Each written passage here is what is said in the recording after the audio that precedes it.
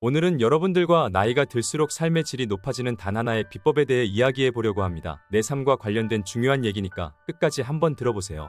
구독, 좋아요 안 누르신 분들은 살짝 부탁드립니다. 여러분들은 나이가 들면서 느끼는 변화가 있으신가요? 이런 경험 믿지 않으신가요? 뭘 말하려는데 머리에서 단어가 맴맴 돌기는 하는데 실제 그 단어가 입 밖으로 나오지 않는 현상이요.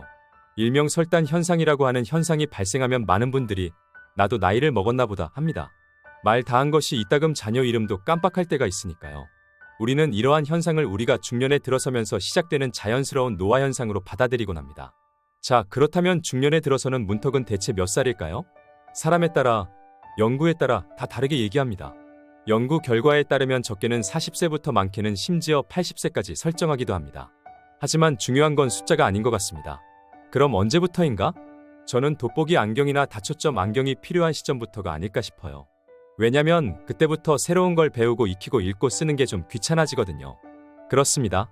눈치 빠르신 분들은 이미 알아차리셨겠지만 나이가 들수록 삶의 질이 높아지는 단 하나의 비법은 바로 학습입니다. 나이가 들수록 학습을 해야 삶의 질이 높아질 수 있다는 뜻입니다.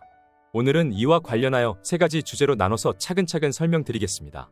첫 번째는 중년 이후 학습이 필요한 이유, 두 번째는 중년 이후 학습의 방법, 세 번째는 중년 이후 학습의 효과를 살펴볼게요.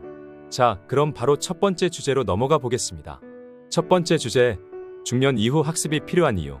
자, 여러분은 자신의 지능에 대해 어떻게 생각하시나요? 많은 분들이 지능이라고 하면 고정된 것으로 생각하시는 경향이 있어요. 다시 말해, 타고난 것이다라고요. 그리고 태어나는 시점이 가장 좋고 나이가 들면서 지능이 점차 줄어들고 기억력도 나빠지고 학습 능력도 떨어진다고 생각하는 거죠. 그러나 이와 같은 생각은 착각입니다. 나이에 대한 선입견일 뿐이에요.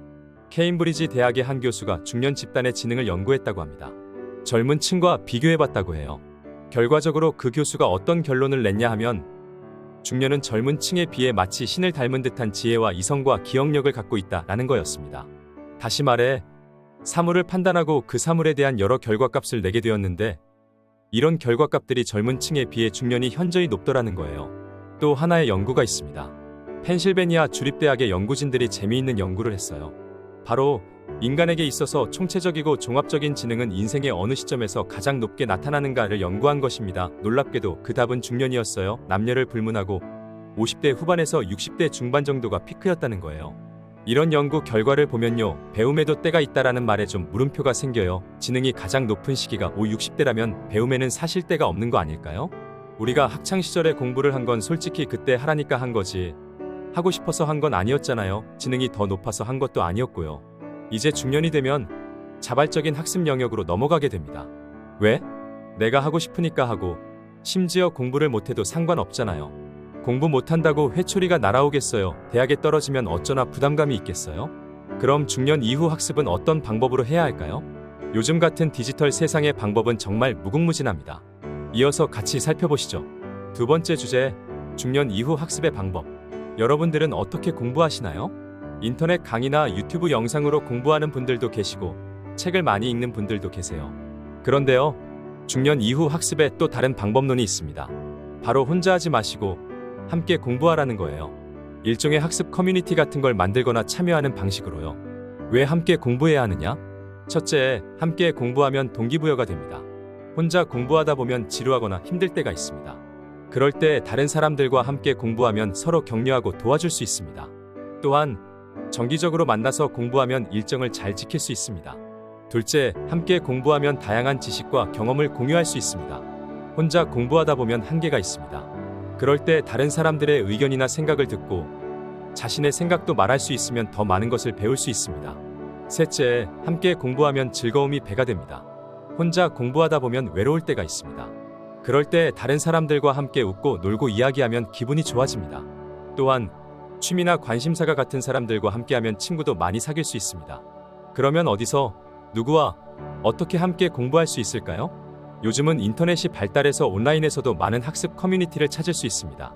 예를 들어 네이버 카페나 페이스북 그룹 같은 곳에서 같은 주제에 관심이 있는 사람들과 소통하고 정보를 공유할 수 있습니다.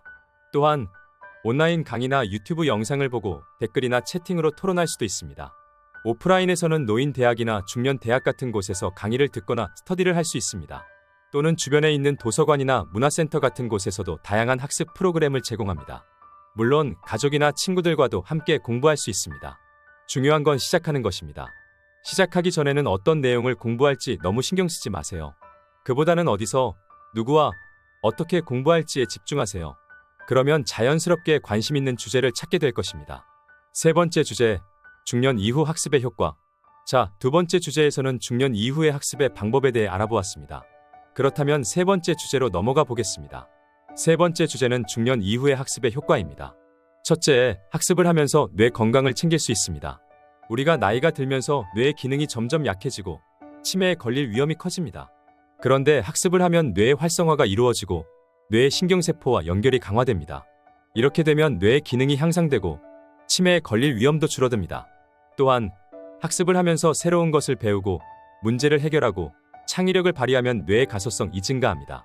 즉, 뇌가 유연하고 적응력이 좋아집니다. 둘째, 학습을 하면서 자신감과 자존감을 키울 수 있습니다. 우리가 나이가 들면서 자신감이 줄어들고 자존감도 낮아집니다. 그런데 학습을 하면 자신의 능력과 가치를 인식하고 성취감을 느낄 수 있습니다. 이렇게 되면 자신감과 자존감이 올라가고 긍정적인 태도와 마음가짐을 가질 수 있습니다. 셋째, 학습을 하면서 사회적 관계를 형성하고 유지할 수 있습니다. 우리가 나이가 들면서 사회적 관계가 줄어들고 고독감이 커집니다. 그런데 학습을 하면 같은 관심사나 목표를 가진 사람들과 소통하고 협력할 수 있습니다. 이렇게 되면 사회적 관계가 형성되고 유지되고 고독감이 줄어듭니다. 또한 사회적 관계를 통해 새로운 정보나 지식을 얻거나 나눌 수 있습니다. 넷째, 학습을 하면서 삶의 의미와 목적을 찾을 수 있습니다. 우리가 나이가 들면서 삶의 의미와 목적이 희미해지고 무기력감이 들기도 합니다. 그런데 학습을 하면 자신의 삶에 대해 깊이 생각하고 새로운 가치나 비전을 발견할 수 있습니다. 이렇게 되면 삶의 의미와 목적이 명확해지고 적극적으로 삶에 임할 수 있습니다. 자, 오늘은 나이가 들수록 삶의 질이 높아지는 단 하나의 비법에 대해 이야기해 보았습니다. 첫 번째 주제에서는 중년 이후의 학습의 필요성에 대해 알아보았습니다. 두 번째 주제에서는 중년 이후의 학습의 방법에 대해 알아보았습니다. 세 번째 주제에서는 중년 이후의 학습의 효과에 대해 알아보았습니다. 여러분들은 어떤 학습을 하고 싶으신가요? 무엇이든 상관없습니다. 중요한 건 시작하는 것입니다. 그리고 함께 공부하는 것입니다. 그러면 자연스럽게 관심 있는 주제를 찾게 될 것입니다. 그리고 뇌 건강과 자신감과 사회적 관계와 삶의 의미를 모두 챙길 수 있을 것입니다. 감사합니다.